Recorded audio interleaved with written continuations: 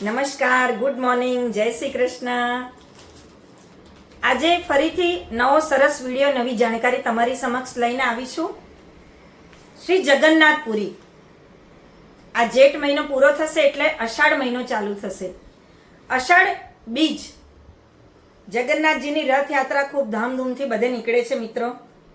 હવે જગન્નાથપુરી એ ખરેખર શું છે? એ ધામ આપણે કેમ આટલું પવિત્ર ગણીએ છીએ? એનું મહત્વ શું છે? જગન્નાથપુરી એક પવિત્ર સર્વોચ્ચ મોક્ષ સ્થળ છે. કેમ? મોક્ષનું કેમ? તો પૂર્વજોના આત્માને શાંતિ, મુક્તિ અને વૈકુંઠ મળે છે જગન્નાથપુરી આવવાથી, દર્શન કરવાથી, પ્રાર્થના કરવાથી. હિન્દુ ધર્મમાં જગન્નાથપુરી જે ઓડિશામાં આવેલું છે અને વૈકુંઠ જેટલું જ પવિત્ર માનવામાં આવે છે. એટલા માટે કે અહીં પૂર્વજોનું શ્રાદ્ધ, પિંડદાન, તર્પણ કરવાથી એમને સિદ્ધો મોક્ષ અને સદગતિની પ્રાપ્તિ થાય છે.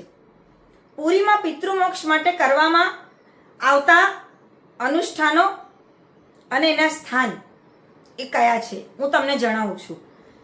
જગન્નાથ મંદિરમાં 22 પહાચા એટલે 22 પગથિયા, જે જગન્નાથ મંદિરના મુખ્ય દ્વાર સિંહ દ્વારથી અંદર જતા 22 પગથિયાને 22 પહાચા ત્યાંની ભાષામાં કહેવામાં આવે છે. પિતૃશિલા જે 7મું પગથિયું.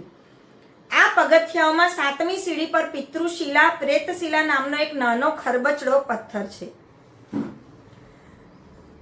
અનુષ્ઠાનમાં એવું માનવામાં આવે છે કે આ સીડી પર મહાપ્રસાદ ચડાવવાથી, પૂર્વજોનું સ્મરણ કરવાથી એમના આત્માને ભવસાગરમાંથી મુક્તિ મળી જાય છે.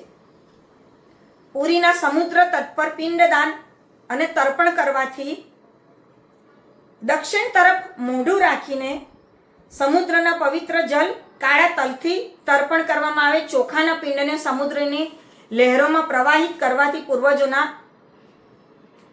મોક્ષનો માર્ગ પ્રાપ્ત થાય છે. ગરુડ પુરાણ અનુસાર ધાર્મિક ગ્રંથ જે છે કે પિતૃમોક્ષનું મહત્વ શું છે? જગન્નાથ સ્વયં પુરુષોત્તમ ભગવાન શ્રી હરિ વિષ્ણુ કૃષ્ણ છે.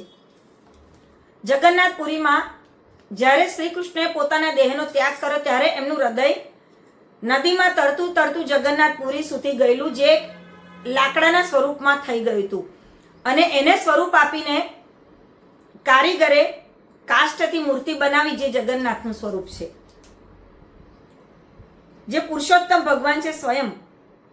એમની ઉપસ્થિતિમાં કરવામાં આવેલ કર્મકાંડથી પિતૃદોષનું નિવારણ થાય છે અને પિતૃઓની પેઢીને શાંતિ મળે છે.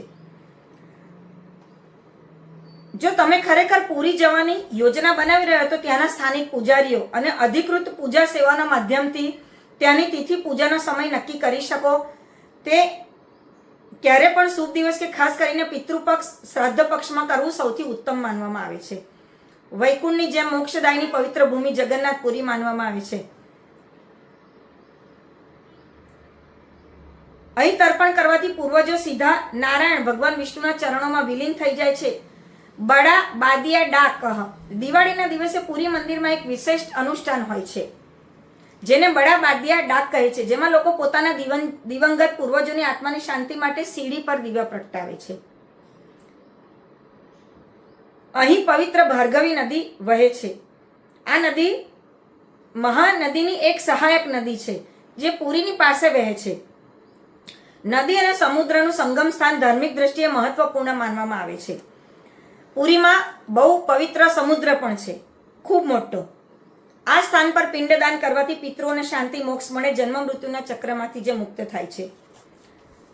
ઘણા દૂર દૂરથી લોકો અહીં પોતાના પિતૃઓનું શ્રાદ્ધ, પિંડદાન કરવામાં આવે છે. 4 ધામમાંનું, હિન્દુ ધર્મના 4 ધામમાંથી એક મહત્વનું સ્થાન જે જગન્નાથપુરી છે.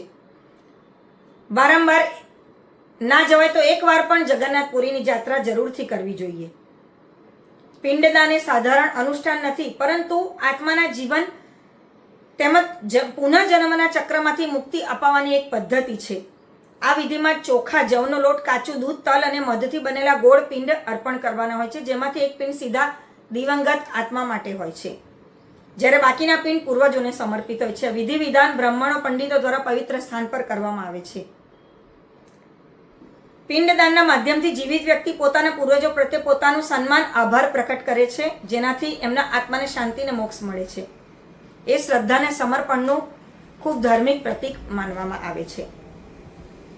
મહાપ્રસાદનું મહત્વ પણ ખૂબ છે. જગન્નાથજીને શ્રાદ્ધના દિવસોમાં મહાપ્રસાદને પિતૃઓના નામથી સમર્પિત કરવાથી એમને ખૂબ જ મોક્ષની પ્રાપ્તિ થાય છે.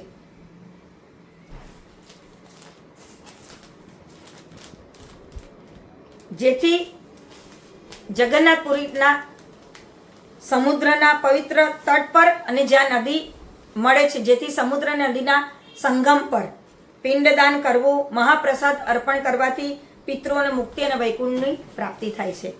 તો હું આશા રાખું મારો આ વિડીયો તમને જરૂરથી પસંદ આવ્યો હશે. એને લાઈક અને શેર કરવા વિનંતી. મારી ચેનલને પણ સબસ્ક્રાઈબ કરી દેજો અને સાથે બેલ આઇકન પ્રેસ કરવા વિનંતી. ફરીથી નવા વિડીયો નવી વાત સાથે મળીશું. જય શ્રી કૃષ્ણ.